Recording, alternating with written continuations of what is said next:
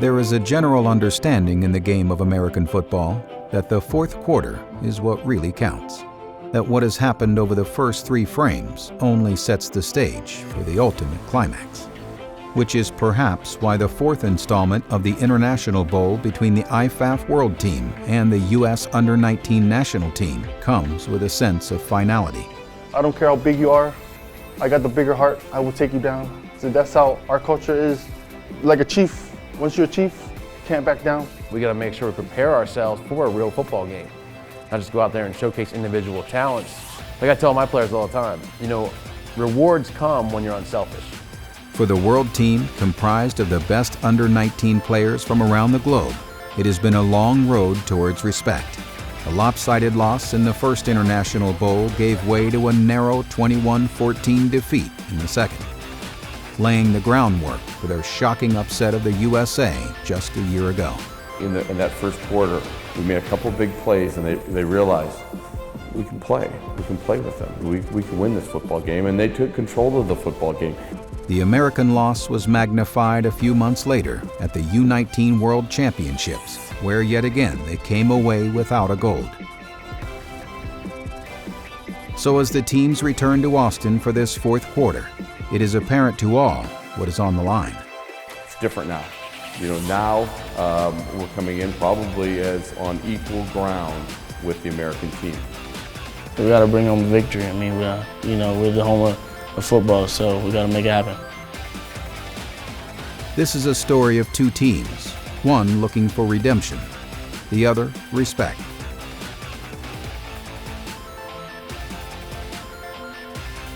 This is the 2013 International Bowl.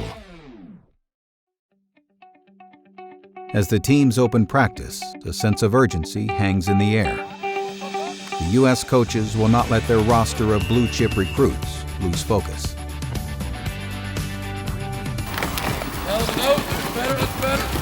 Leading the U.S. is quarterback Shane Cockerell, a Maryland recruit whose toughness underlies the new generation of dual-threat QBs. Most quarterbacks are in the slide when they're running the ball. I mean, so somebody coming at me, I'm going back at them. Oh, Shane Cockerell is definitely a dual-threat quarterback. He can run just as well as he can throw. He does both very, very well. And, I think that's a new breed of quarterback because it puts so much pressure on the defense. He is surrounded by a stable of talent, including Nebraska-bound running back Terrell Newby and a host of talented receivers. We are here for a very, very serious game, and our coaching staff is going to take it that way.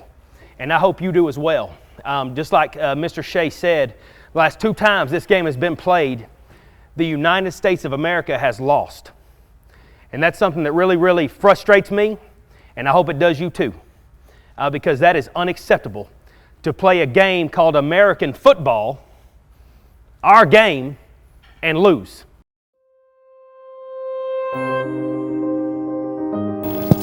Across town, the IFAF World Team must not only overcome a focused opponent, but communication barriers as players hail from dozens of countries. It's difficult because we don't understand what the Japanese coach says at the Japanese guy, and it's the same thing for the Finland guy and the Samoa. That's really hard. While the core of the roster is familiar with U.S. competition, there are plenty of players who treat this pilgrimage to football's holy land as sacred. It's a dream come true. I mean, I come from Spain, there's not football at all, and I can play against guys that spend all their life playing football. It's like a dream come true, I mean. It's a journey of hope as this collection of players can see the tangible effects of the program, with former team members Bjorn Warner of Florida State and Jesse Williams of Alabama on the threshold of the NFL. In practice, they were just beasts. And you know what? It was one of those things you just know. You see the kid and you go, oh my God, like this is special. Any project needs that steering light, something that everyone needs to look at. That place that you'd like to, commit to. Being in the States against the best that USA has to offer is huge. As game day approaches, a common theme of hard work and unity develops. For what wins in Austin is the same as in Austria or Australia.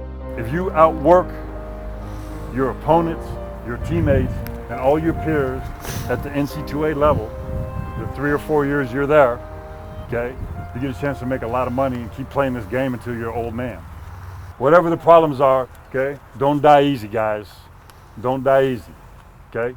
Hey, and the biggest thing is, what I liked about today is there was a lot of smiles out and you had fun, because that's what it's about, man. This game's about playing hard and having fun, okay? So just, yeah, hey, don't take it from me, take it from those guys, okay? Greatest players to play the game, they all say the same thing, okay? So you don't want to be 25 and look back and go, wish I'd have worked a little harder. USA on 3. 1, 2, 3. USA. It's the 4th annual International Bowl here at Kelly Reeves Complex in Austin, Texas. Here, CBS Sports Network proudly presents the United States Under-19 team taking on the International Federation of American Football. Right, gentlemen, listen up. Listen up. It's been only a week. It's been only a week. A week ago, you traveled from all corners of the world to get here to Texas. Many of you had never seen each other before. Most of you saw each other for the first time. But through hard work, that's what football is all about, hard work. You've come together as a team. We have a team in this room tonight. And that's what it's all about. Playing as a team, playing the game as a team. In the locker room before the game, tension is at its greatest. Coach Brady knows emotion is the key to victory. There's going to be a time in history for all of you. Your time is going to come. Make sure you're ready when your time comes. So whether you're starting or not starting, whether you're in the first series or not, at some point tonight, you're going to have a time in history and a chance to make a big play.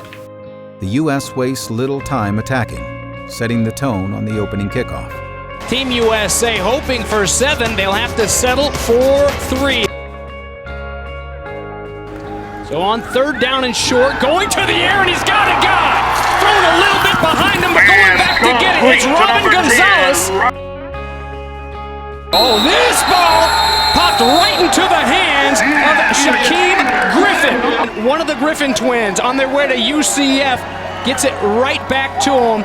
And even more impressive, born with a deformity on his left hand, removed when he was 4 years old.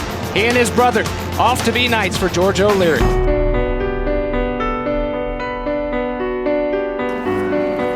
On 1st down, right up the middle, and the new back is Newbie. Same result as the last carry, though. It's a 1st down. Chains will move for Team USA. Shane Cockrell with the touchdown using his legs.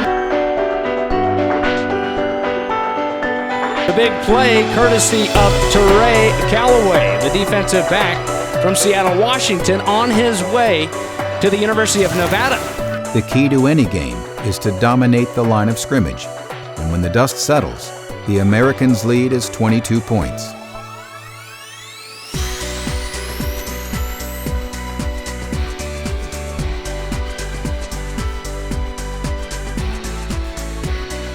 But this physical edge creates an even bigger gap in the team's attitudes. The U.S.'s offensive explosion puts the game nearly out of reach, making the second half a mere formality, a celebration of the tremendous skill of these young players.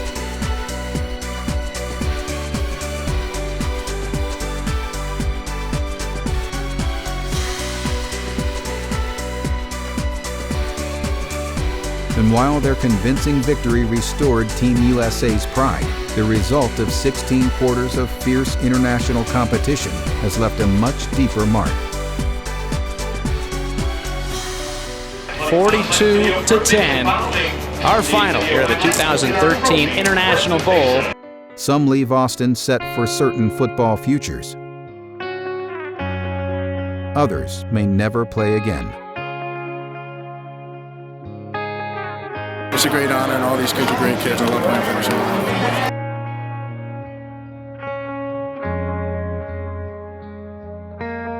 Yet all have been shaped and made better from the experience, creating a global brotherhood between all who step between the white lines. You know, the more kids that we can have playing football, I think the better this world's going to be.